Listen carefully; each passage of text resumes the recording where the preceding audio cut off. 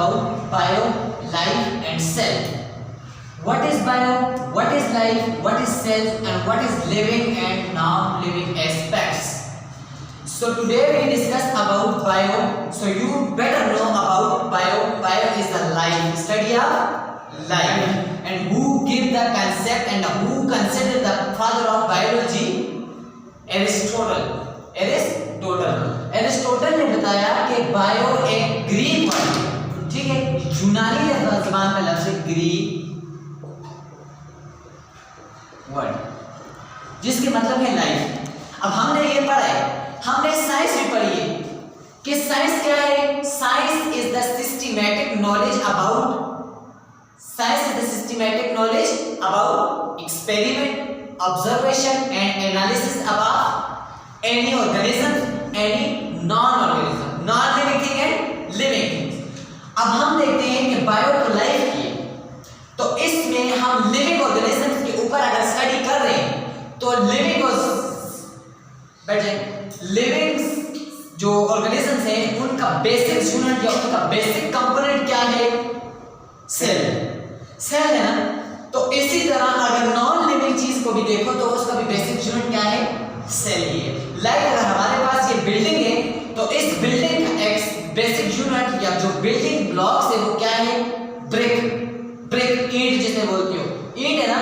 तो वो ईंट इसका क्या है? एक्स यूनिट है, सब यूनिट है, क्या है? सब मोनो यूनिट, जिसे मोनो यूनिट बोलते हैं, ठीक है। मोनो यूनिट है तो वो यूनिट मिल के क्या बना रहे हैं? इस बिल्डिंग को क्या कर रहे हैं? बिल्ड कर रहे हैं, ठीक है। इसी तरह ये एक लिविंग सेल्स है, तो लिविंग सेल्स भी आपस में मिल के क्या बना रहे हैं? टिश्यू मिल के क्या बना रहे हैं? ऑर्गन मिल के क्या बना रहे हैं? ऑर्गन सिस्टम मिल के क्या बना रहे हैं? ऑर्गेनिजम्स। इसी तरह ये क्या चल रही है? आगे इनकी साइकिल चल रही है। तो अगर हम देखें कि जो सेल्स है, एनिमल सेल्स है, तो वो लिविंग क्यों है और जो नॉन लिविंग सेल्स हैं तो वो नॉन लिविंग क्यों है? अब आते हैं कि इनके एस्पेक्ट और इसके ऊपर कंसेप्ट के ऊपर। तो ये लिविंग इस वजह से है कि ये रॉबर्ट हुक ने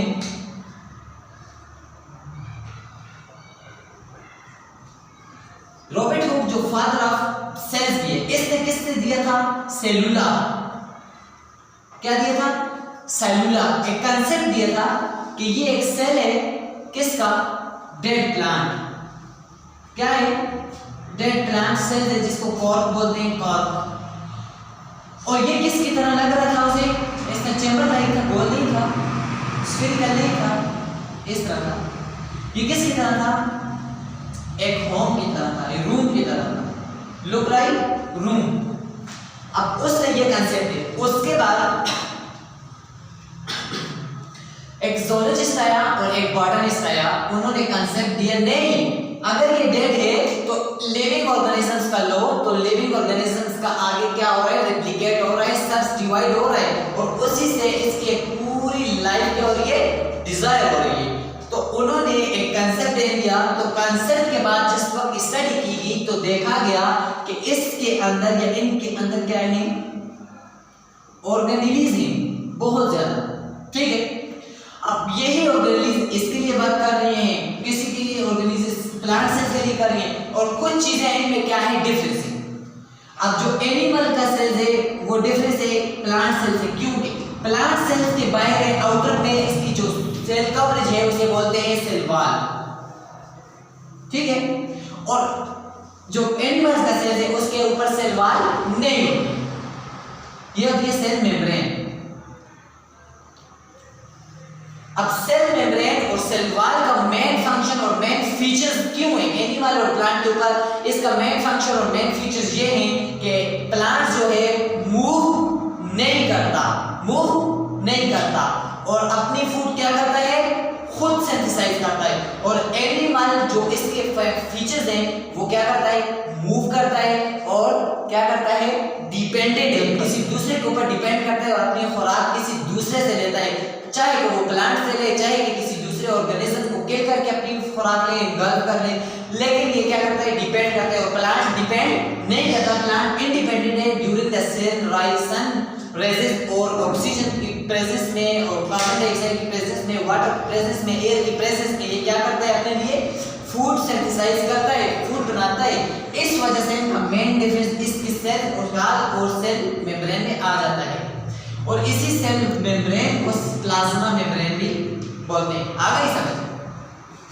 और आते हैं नॉन लिविंग के ऊपर। तो नॉन लिविंग के अंदर वो एबिलिटी नहीं है कि ये क्या करे, टू रिप्लिकेट करे, टू प्रोड्यूस करे क्या, अपने जैसी एक कॉपी या अपने जैसी एक शक्ल। इसी वजह से इनकी रिप्लिकेशन एक नए एक्सपेक्ट से होती है जो न्यू बनाते हैं, लेकिन ये खुद डिजायर नहीं कर पाता किसको, अपनी जैसी एक रिप्लिकेशन को या अपनी जैसी एक कॉपी को। आगे समझ? इसी वजह से ये building block of non living है, लाइक बिल्डिंग एक ब्लॉक है इसका, इस बिल्डिंग का एक ब्रिक है या ब्लॉक है, तो वो मिल के इसको क्या बना रहे हैं, बिल्ड कर रहे हैं, बना रहे हैं, डिजाइन कर रहे हैं, लेकिन वो एज बीइंग का मतलब ये रिप्लिकेट नहीं कर रहे। अब क्या आपने ये देखा है कि किसी एक बंदे ने एक बिल्डिंग बनाई, सुबह उसके बच्चे बच्चे बन गए? नहीं। इसी तरह ये लिविंग और नॉन लिविंग का मेन डिफरेंस क्या है? लिविंग क्या होता है, रिप्लिकेट करता है, नॉन लिविंग रिप्लिकेट नहीं करता। ये हमारा आज का कंसेप्ट था, जो bio life cell life plus living and non living. अब लाइफ तो थे, अगर नॉन लिविंग और लिविंग में सेंस क्या है, तो ये हमारा आज का टॉपिक इसके ऊपर था। So I hope you can understood this topic. So I will meet another topic. Thank you.